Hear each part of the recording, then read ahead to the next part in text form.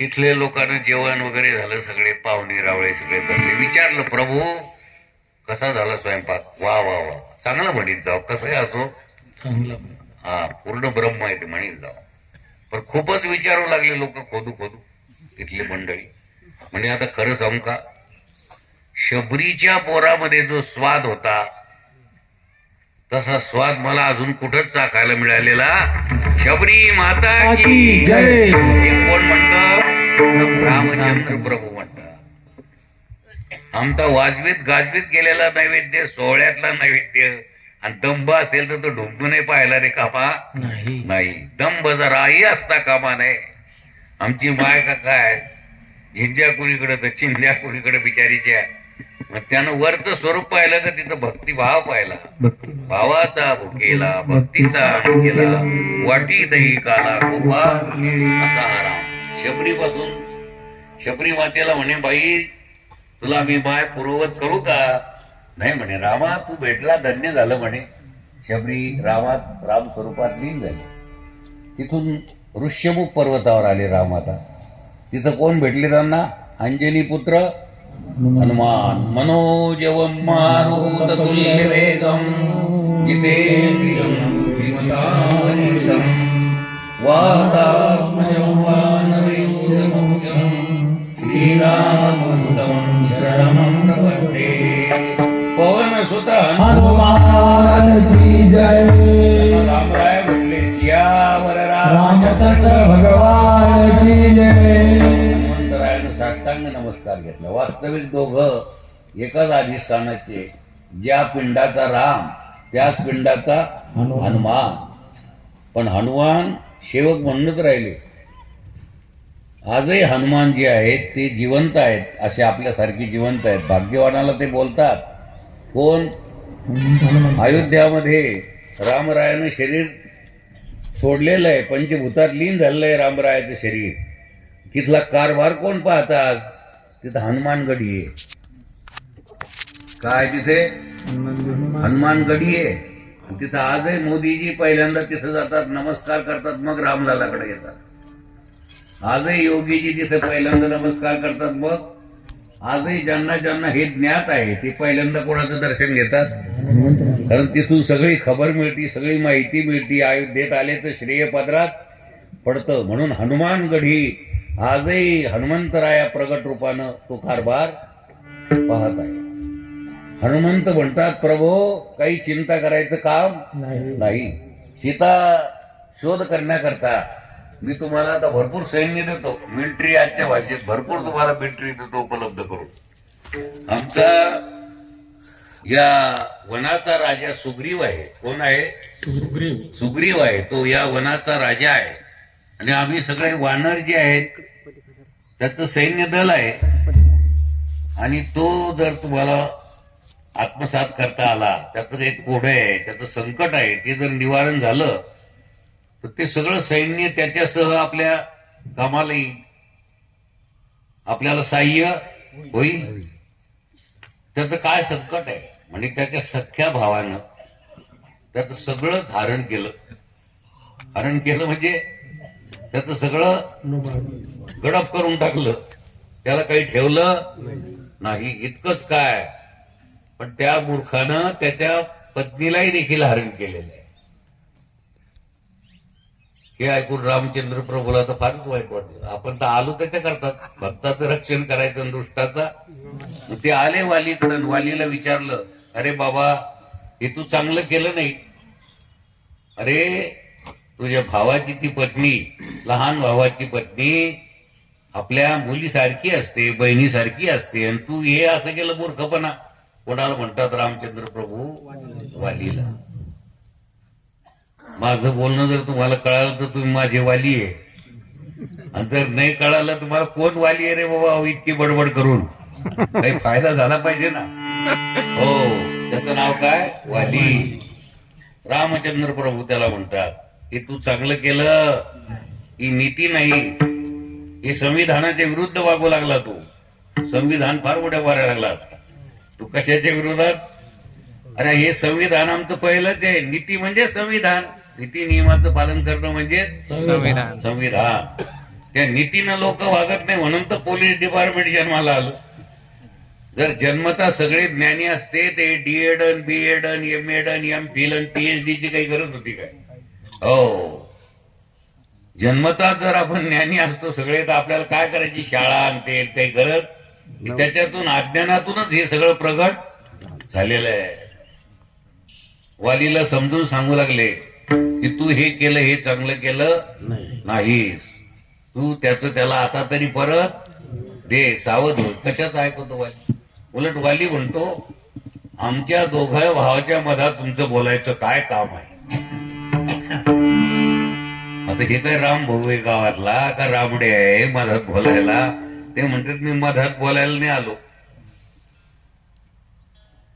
तुला मी स्वतः पाठवलेलं हे तुला कळत नाही आणि तू चांगलं वागावं म्हणून पाठवलंय. तू इतका वाईट वागत आला तर लक्ष दिलं गेलं नाही तुझ्याकडं.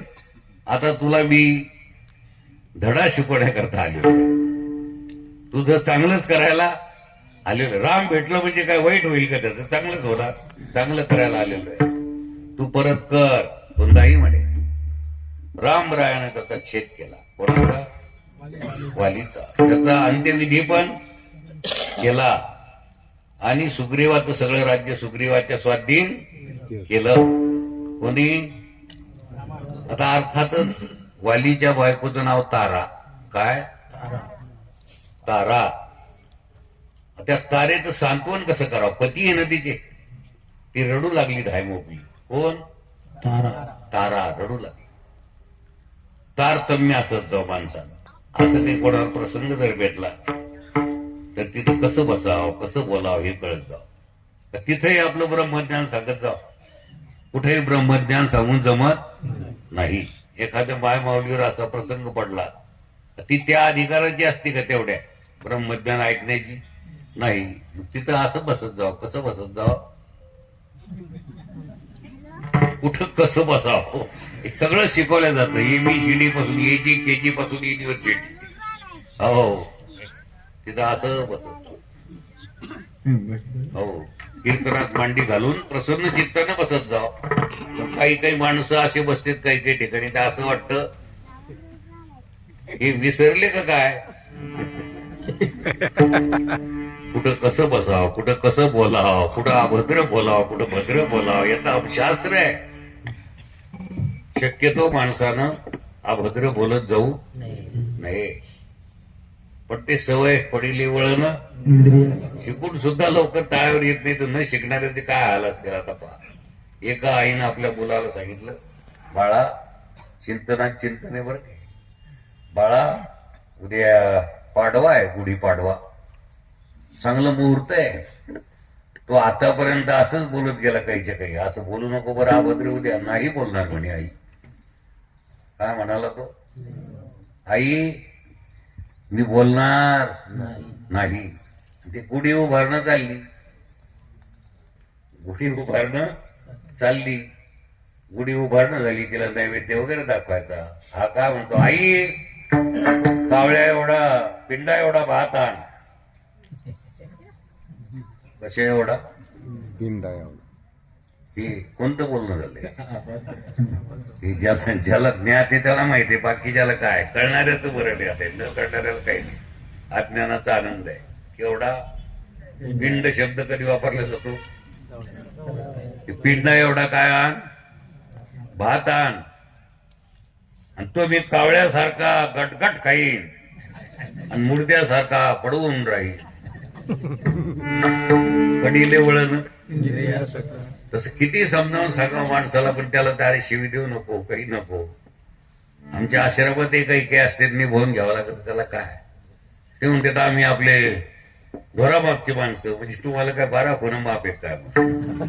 काही नीतीशास्त्र आहे का नाही? काही संविधान आहे का नाही? काही मर्यादा आहे का नाही? कसं बोलावं, काय बोलावं, कोणाशी कसं वर्तन करावं, कसं करू नये, हे सगळं आम्हाला शिकवलंय. म्हणून संसार कसा करावा तो जर नीट करता आला तर एका याच्यातून पार पडले.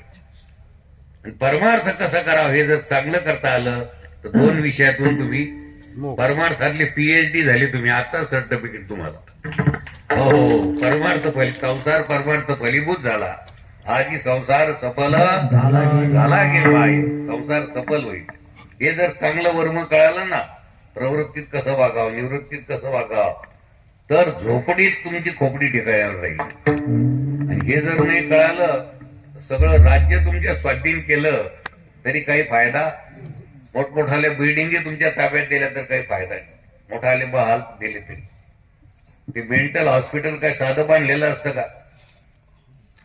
त्याच्यात कोणाला समज असते सांगावं? मेंटल मध्ये नाही कळालं. आपल्याकडे बराड्याच्या गोळ्या कळालं ना तुम्हाला? काही इथं कोणाला समजत काही. पण ते एक गोड बोलते तो कोण? ते आतले पागल. आता अशी म्हणायची पळी आली का? आता आतले कारागृहातले कैदीन बाहेरचे असे दोन कैदी आहे, दोन प्रकारचे. तर त्यांना काही समजतच नाही. असं वाटतं की काय सज्जन आहे बाबा, आपल्याला पाहिल्याबरोबरच आपल्याला वाटतं ओळखलं बरं का ना, आपण भेटायला गेलो लांबून पाहिलं. या या या या या ते डॉक्टर म्हणतात जाऊ नका. अर्धवट डॉक्टरला सुद्धा जाता येणार नाही. मी सुद्धा सोयीने जात असतो. जाऊ नका म्हणजे ते बोलवायला लागले आम्हाला तरी जाऊ नका. त्यांनी ओळखलं आम्हाला पूर्ण. या भाऊ या या या या या भाऊ बरे आले बरे आले. गोड बोलन हो, जाऊ नका. हट्टच धरला एका माणसात, जाऊ द्या म्हणे आम्हाला. तू गेला त्याच्याजवळ, त्यानं लागली खुर्ची टाकली त्याला. कोणा? हा असं धनात घेतला. बसा बसा बसा बसा बसा. भाऊ काय आणू? कॉफी का चहा का दूध काय आणू भाऊ सांगा ना. काय आणू काय आणू? काही नको रे म्हणे काही नको. पण सगळे मजेत आहेत ना भाऊ? म्हणे ओके ऑल ओके. हा पा इंग्रजी येत होती त्याला थोडी थोडी. ऑल ओके म्हणे ऑल ओके. खरं राहिलं दिली तोंडात ठेवली त्याला. हे असे काय या अज्ञानी लोकांचा भरोसा. मित्र केला महाबळीन कामा नये, शब्दा खाते सगळे करते पण मग पागलच नाही तर काय बरं. नीती सोडून वागत म्हणजे काय अवघड आहे.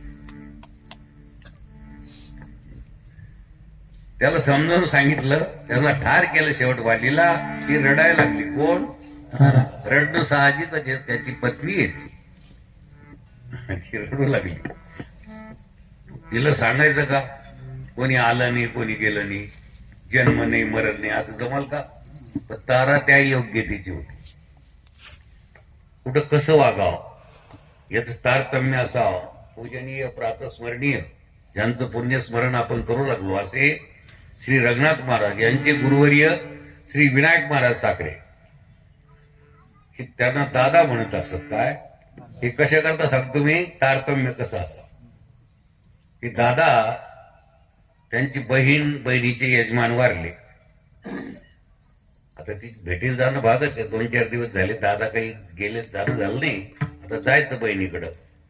मग सकाळी आश्रमात स्नान संध्या वगैरे केली, षटकर्म केले. यजन याजन अध्ययन अध्यापन दान आणि प्रतिग्रह हे षटकर्म केले. आणि दादा थोडसं आपलं भक्षण करू नये, मी तिथं तसंच बसावं लागेल बऱ्याच वेळ म्हणून दादा गेले. तिथं गेल्या गेल्या दादा बहिणीला पाहता पाहता जोरान हंबरडा पडला. पुन्हा ती रडायच्या आधीच सुरू धावत केली. पुन्हा दादानं. आणि हे नाही साहजिक आहे, दादानं जास्त आवाज काढला आणि जाऊन बसले. रडूच लागले दादा. ती रडली. पहिल्या भेटीत ती तिला येणारच ना रडू, अश्रू येणारच. ढाळले तिने अश्रू. दादाचं रडणंच थांबणं. आता दादाला ती म्हणते, दादा विचारसागर सांगता, वृत्ती प्रभाकर सांगता, पंचदशी सांगता, अनेक प्रकारचे ग्रंथ तुम्ही सांगता, 4 वेदाचा सार सांगता आणि चांगले चांगले गुरुजी सारखे लोक तुम्ही तयार केले दादा. आणि तुम्हीच म्हणता हे स्वप्न आहे. स्वप्नात काही खरं, जाग आल्यावर काही स्वप्नातला राजा खरा नाही तर भिकारी खरा नाही, स्वप्नातलं कोणी जन्माला आलेलं खरं नाही तर मेलेलं हे आपणच सांगता दादा. तरी दादाचा अभिनय पहा. ते म्हणते, बाई माझे भाऊजी होतेच म्हणे तसे. ते म्हणे काय करावं दादाला, आता इतका महाराज असूनही सुद्धा शोक आवरण याला. ते म्हणे खरंय बाई, बोलणं वेगळं अनुभव. हो हे बोल घेवडे भरपूर जन्माला येतात पण इतकं सोपं वेदांत सांगणं वेगळं, कीर्तन करणं वेगळं. आणि ते पण कीर्तन केल्यानं मेळ बसतो का बसून घ्यावा लागतो? मेळ बसून घ्यावा लागत असतो. कीर्तन प्रवचन करून जमत नाही. कीर्तन प्रवचन करून जर जमत नाही तर रजाकाराचं जमल का? कीर्तन करायचं जमन तर रजाकाराचा मेळ जमल का? हो, हे कळूनच घ्यावं लागल. आणि हे कोण कळून घेईल काही सांगता येत. ती जगाच्या कल्पनेत असेल किंवा नसेल. कोण जाणे कोणा घडे उपासना, कोण या वचना प्रतिपावे. काही सांगता येत. दादाला तिनं शांत केलं. दादाला असं वाटलं की ती रडायला लागली. तिला समजून सांगत कसं, ती काही ऐकणार नाही. मग असं म्हणजे कुठं तारतम्यानं वागत जा याच्याविषयीचा दृष्टांत आहे. रामचंद्र प्रभूनं तारेचा अधिकार पाहिला आणि तारेला सांगितलं, तारे तू रडती कशा करता? तुझे पती गेले म्हणूनच ना, बरोबर आहे. तुझे प्रति मृत्यूमुखी पडले म्हणूनच रडायला लागले ना तू. म्हणे बरोबर आहे, माझे पती गेले. बरं, मला तुला एक प्रश्न विचारायचा. तारे तू देहासी मती मानसी. नाथ भागवतात मोठा मस्त प्रसंग आलेला आहे. रामायणात, नाथाच्या रामायणामध्ये नाथाने मोठ्या गोड शब्दात अध्यात्म तिथं बोललेलं आहे. तारे तू देहासी पती मानेशी. बरं तारे, तू लग्न जे केलं ते नवरदेवाला देहाला पाहून केलं का जीवाला पाहून केलं? त्याच्या मुलगा सुंदर आहे, हो, गोरा आहे, गोमटा आहे, मुलगी पण फार चांगली आहे. पण काय सांगावं, तिसऱ्या दिवशी घर फोडलं. हो, फोडलं म्हणजे विभागणी केली. झालं काय? अरे ते पेटाऱ्यावरून दिसत होतं, पण आतलं मटेरियल कुठं पाहिजे तुम्हाला? आत काय हे वरून काही, वरून नुसतं गोरं गोमट काळं कुळकुळीत विठोबा सारखं दिसल्यानं वेळ बसत नाही. म्हणून पूर्वीचे लोक फार बारकाव्यानं पाहत असत. हो, घोड्याच्या सुद्धा जाती तपासल्या जातात आता. कसं आहे घोडं, खोडकर आहे का काय, चांगलं आहे, शुभ आहे का अशुभ आहे घोडं. प्राण्याचं सुद्धा बारकाव्यानं तपासल्या जातात. पण आता काही लोक म्हणतात काहीच नाही आमच्यात. एक समाज सुधारक भेटली मला, म्हणे महाराज ही निष्कारण खर्चाला आम्ही तिलांजली दिली, काहीच गरज नाही. हे वरवायला आणणं, त्यांचं आहेरण मानन अपमानन, त्यांना आहेर करणं, आजीबाईला आजी चीर तिचा मान देणं. मला आजी चीरवर गदा आली दादा, तिला काही घेणं देणं का? त्या लेकराला आशीर्वाद द्यावा वाटतो त्या आजी मायाला. आणि त्याला एक गोळ्यानं काही होणार का? हे टांगडिंग मध्ये इतकी बुडी ते गेलं कुणीकडं. त्या आजीनं काय केलं रे? सगळा मूर्खाचा बाजार. पण बोलायची सवय नाही. तुम्ही ऐकता म्हणून सांगतो बाबा, नाही या गोष्टी कोण ऐकत? हो, ते समाज सुधारक भेटले. ते म्हणे महाराज हे मान अपमान हे काहीच नाही कोणाचं.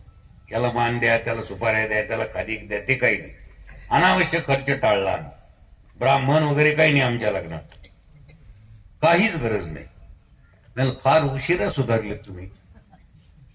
ते म्हणे ते कसं काय? म्हणजे इतके वर्ष झाले तुम्हाला, 70-80 वर्ष झाले आता, आणि तुम्ही हे कार्य करू लागले, फार उशिरा सुधारलात आपण. ते म्हणे ते कसं काय?